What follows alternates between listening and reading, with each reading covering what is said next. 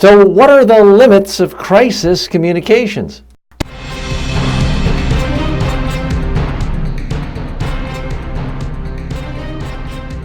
Speaking, the show about effective speaking in public, to the media, at work, and in life.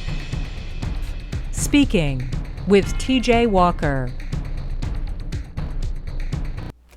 So this is a question that comes from one of our regular YouTube viewers. This is from Konstantin Kisniak, and thanks for writing.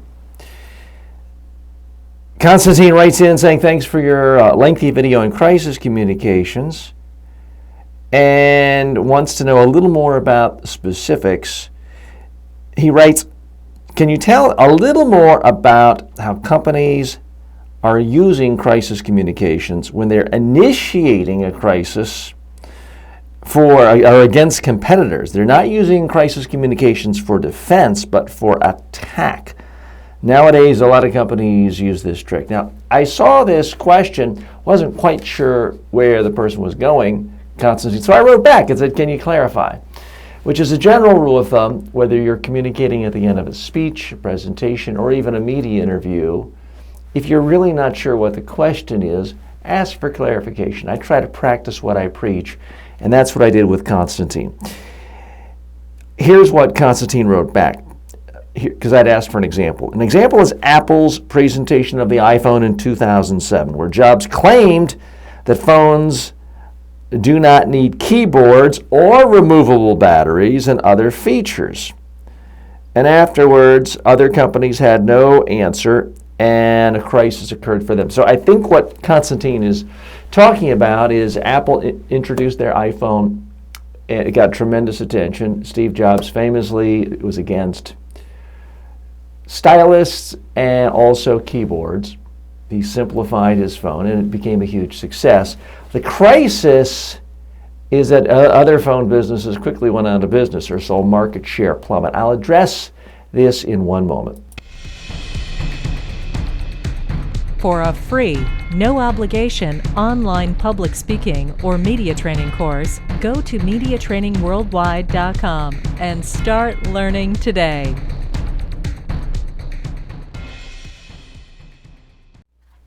So, Konstantin, I do appreciate you asking this question. It does give us a good starting point for defining terms of what crisis communications is in fact all about. There are crises that occur in business, and quite often a crisis attracts media attention, so you have a crisis communications event where you've got to really communicate to the whole world what you're all about. And quite often your reputation can be defined. And if you do it poorly, it can destroy your reputation. In the case of BP, when they had all their oil spill problems in the Gulf a number of years ago, their market capitalization dropped by $35 billion in 6 months.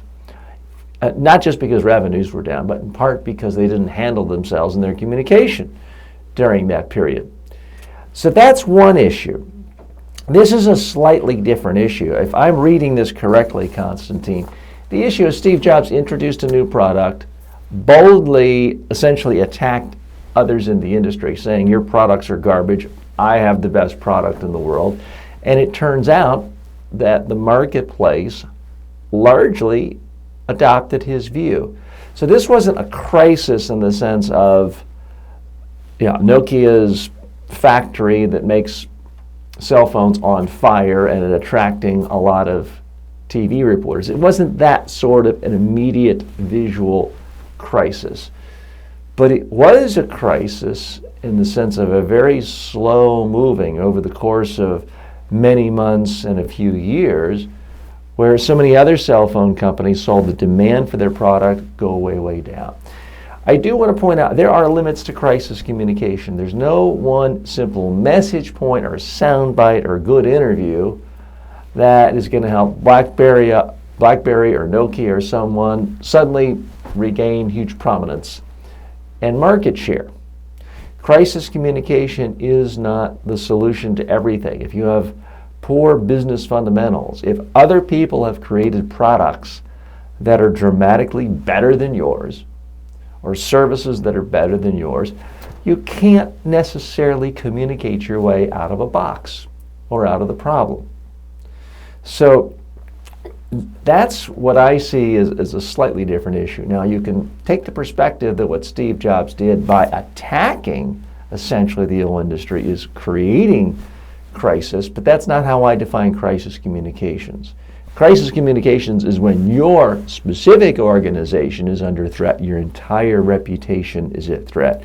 What Steve Jobs did, which was smart in hindsight, and I think at the time, is he attacked other people in the industry. That's not without controversy, but he wanted to make a clear demarcation of how his product was better and why everyone needed to pay attention to it and why people needed to realize this was a true groundbreaking, revolutionary product. And he was wildly successful at that. I want to go into some more nuances of crisis communications in just a moment. To hire TJ Walker as a keynote speaker or workshop leader for your next conference, call 212-764-4955.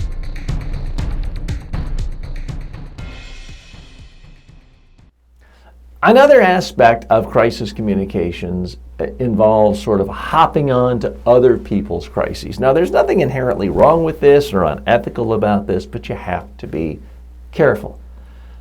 I myself often get in the news media because someone else is facing a crisis. A number of years ago when Tiger Woods had his whole situation, as you recall, and crisis to his reputation, and the whole fallout with his wife and the car and the police, all that stuff, well, he was under siege for months. He did pretty much everything you could possibly do wrong when it comes to crisis communications. But that also presented opportunities for people like me.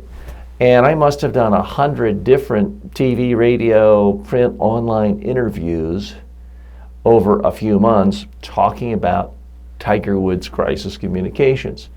So it wasn't a crisis to my organization, it was an opportunity for me to talk about my expertise. So it was just essentially a run-of-the-mill Newsday story for me, even though it was about someone else's crisis. Now, other companies can do this too, but you have to be careful. If there is a crisis that affects human beings injured, dead, maimed, and it looks like you're trying to cash in, especially if you're a large corporation, a consumer goods product, and it looks like you're trying to sell another sandwich or soft drink off of someone's misery, and you're posting something cute on Twitter, trying to be topical, trying to be relevant, you got to be careful about that. There can be huge, huge backlash. And then, unwittingly, you've created a crisis for your own brand. That is not what you want to do. I'll give you a few more ground rules of how I think you should handle other people's crises in a moment. Speaking is brought to you by Media Training Worldwide. For all of your media training and public speaking training needs, go to MediaTrainingWorldwide.com.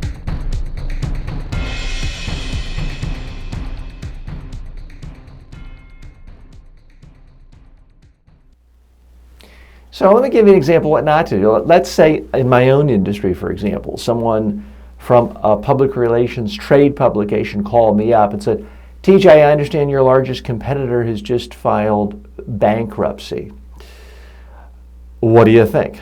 This would be a chance for me to sort of pile on, say, well, they deserve to, no. But I'd be very careful about doing something like that because it could cheapen my brand. It could make me look like I'm kicking a man or a woman when they're down. It also could make me look petty. So if I were to receive a call like that, and I haven't received a call like that, by the way, I would probably respond giving something fairly bland and positive, not because I expect to be quoted, but just because I want to be responsive to the reporter. I don't want to burn that relationship. I don't want the reporter to think I am someone who doesn't get back to them. So I would probably say something like, so-and-so is highly talented, and I'm sure there'll be a huge success in their next act. And they might actually use that because it's a cliche and it's a soundbite. And nobody's offended. If you are going to respond to other people's crises and use that as a media hook, then you need to ask yourself, well, the people you care about, your customers, your prospects, your voters, your investors, how will they perceive this action? And it can depend. I mean, if you are a spokesperson for one political movement, a particular ideology, and someone who is your complete enemy gets caught in a massive sex scandal, well, then attacking that person at that moment, saying they're unfit for public office, may be a good thing, maybe the best thing. Your supporters, your voters, your contributors might love that. So it's not a one-size-fits-all. You can't just say across the board that it's never good to respond or never good to attack. You have to look at it through the lens of your particular environment, the particular situations that affect you and the people you care about. But I do want to stress, one of the best ways you can ever get massive publicity is by reacting to other people's crises. Again, I don't want to sound mean-spirited about it, but you look at the rise of so many wildly successful, famous people, it's because they were there when some other crisis happened. Greta Van Susteren, longtime talk show host, Fox News, previously on CNN. She was fairly obscure until O.J. killed his wife. Okay? Dr. Phil was somewhat obscure, a consultant to jury selection, and then Oprah was sued by the beef people, and she had to use a consultant. So her crisis presented an opportunity for him. So reacting to other people's crises can be a great way of getting massive, massive amounts of media attention, as long as you focus on your message, your expertise, and you don't look petty or mean-spirited. Follow those rules, and regardless of what side you're on in a crisis, you can come out ahead. Thanks for joining me today. As always, may all of your presentations, I keep saying presentations, may all of your presentations in life be a huge success. Speaking with TJ Walker is the #1 rated daily streaming TV and radio show devoted to all aspects of speaking and communication. If you received value from this show, then please subscribe to it at MediaTrainingWorldwide.com. Please review the show, leave comments, and share it with your friends and colleagues today.